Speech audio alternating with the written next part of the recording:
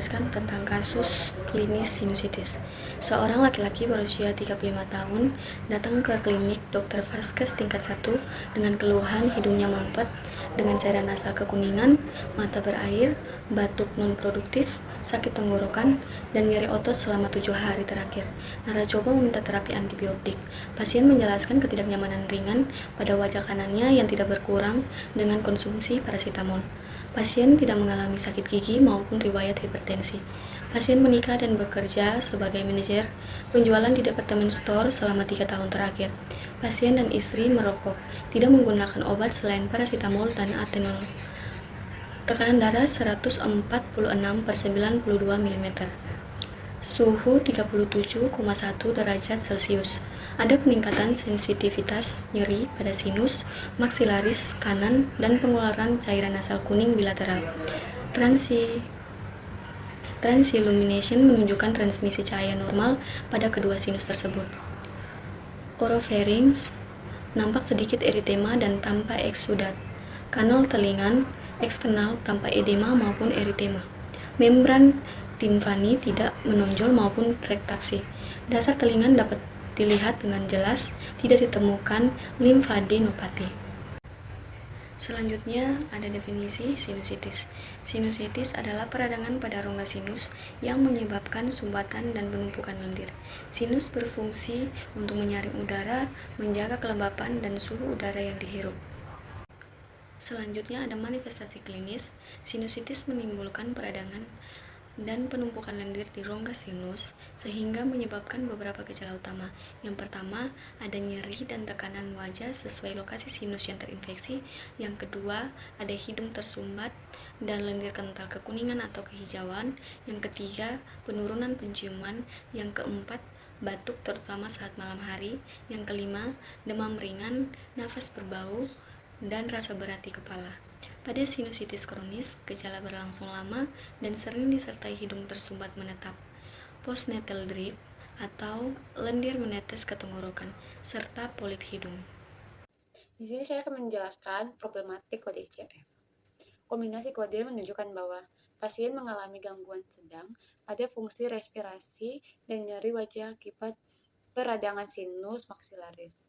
Aktivitas dan partisipasi sehari-hari seperti bekerja masih dapat dilakukan, namun dengan sedikit keterbatasan. Faktor lingkungan seperti asap rokok berperan besar memperburuk kondisi saluran nafas pasien. Selanjutnya, ada dampak penanganan medis. Yang pertama, menentukan diagnosis yang tepat. Berdasarkan gejala, yaitu mampet, cairan nasal kekuningan, nyeri wajah ringan, tanpa demam tinggi. Dokter dapat menegakkan diagnosis sinus akut virus, bukan bakteri. Dengan diagnosis yang tepat, pasien terhindar dari penggunaan antibiotik yang tidak perlu, sehingga mencegah resistensi antibiotik. Yang kedua, terapi simptomatik atau non-antibiotik. Dokter dapat memberikan dekongestan nasal, irigasi salin, atau analgesik tambahan untuk mengurangi nyeri dan hidung tersumbat. Dampaknya, gejala berkurang secara bertahap dalam beberapa hari dan fungsi sinus kembali normal. Yang ketiga, edukasi pasien. Pasien diberi edukasi bahwa sebagian besar sinus bersifat virus dan sembuh sendiri dalam 7-10 hari. Edukasi ini mencegah pasien meminta atau mengonsumsi antibiotik sembarangan. Yang keempat, ada pemantauan dan pencegahan komplikasi. Dengan pengawasan medis, pasien dapat segera ditangani bila muncul tanda sinusitis bakteri atau demam kurang dari 38 derajat Celcius, nyeri wajah berat, gejala kurang dari 10 hari tanpa perbaikan. Dampaknya, mencegah komplikasi lebih serius seperti sinusitis kronis atau penyebaran infeksi ke sekitar mata. Yang kelima, dan manajemen penyakit penyerta. Karena pasien memiliki penyakit hipertensi, dokter dapat menyesuaikan obat yang aman atau menghindari dekongestan oral tertentu yang dapat membaikkan tekanan darah. Dampaknya mencegah peningkatan tekanan darah akibat interaksi obat. 6. Meningkatkan kualitas hidup. Dengan terapi yang tepat dan aman, pasien akan mengalami peningkatan kenyamanan, dapat beraktivitas normal, dan mengurangi ketidakhadiran kerja. Selanjutnya, masuk di patofisiologi sinusitis. Yang pertama, pemicu awal. Mulai dengan sinusitis, biasanya dimulai dari sesuatu yang memicu peradangan, misalnya infeksi saluran napas atas, alergi, atau masalah anatomi seperti septum hidung yang miring atau polip hidung. Kondisi ini membuat mukosa hidung dan saluran sinus membengkak. Yang kedua, gangguan drainis dan ventilasi. Pembengkakan ini menutup ostium. Yang kedua, gangguan drainase dan ventilasi. Pembengkakan ini menutup ostium sinus, yaitu yang menghubungkan sinus dengan hidung. Akibatnya, udara tidak bisa keluar masuk dengan normal. Tekanan di dalam sinus menurun dan lendir menumpuk. Yang ketiga, perubahan lingkungan dalam sinus. Lendir yang terperangkap dan berkurangnya oksigen di sinus menciptakan kondisi ideal bagi bakteri atau jamur yang berkembang. Di sini bisa muncul infeksi sekunder yang memperparah peradangan. Selanjutnya, peradangan berkelanjutan. Mukosa sinus menjadi merah dan bengkak, lalu menghasilkan lendir yang kental dan bernanah.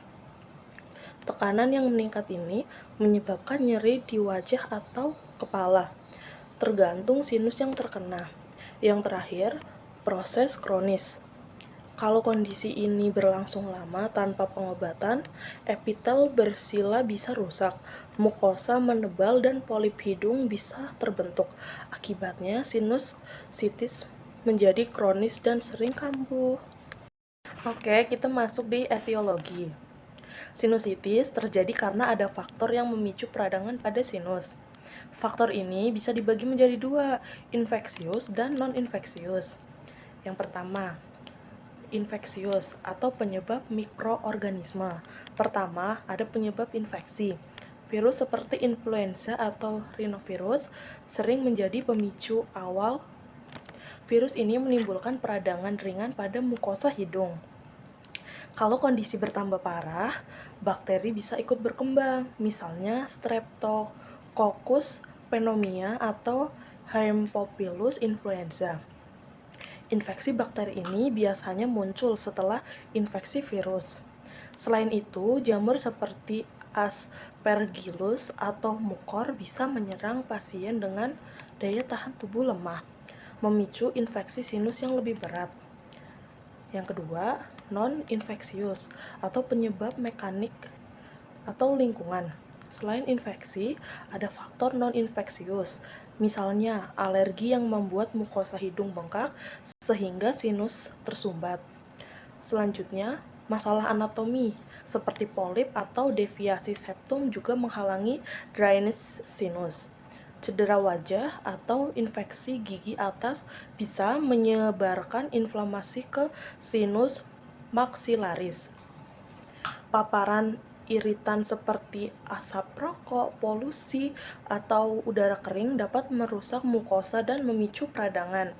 Faktor sistematik seperti imunodefiasi, diabetes, atau fibrosis kristik menurunkan daya tahan tubuh, sehingga tubuh mudah terkena sinusitis. Selanjutnya ada kesimpulan, sinusitis adalah peradangan pada rongga sinus yang menyebabkan gangguan drainase dan penumpukan lendir, sehingga menimbulkan gejala seperti nyeri wajah, hidung tersumbat, dan keluarnya sekret kental. Penyebabnya dapat berasal dari infeksi virus, bakteri, jamur, maupun faktor non-infeksi seperti alergi, polip hidung, ataupun paparan iritan. Proses peradangan yang tidak tertangani dapat berkembang menjadi kronis dan menimbulkan komplikasi. Sekian dari hasil presentasi kelompok kami. Terima kasih.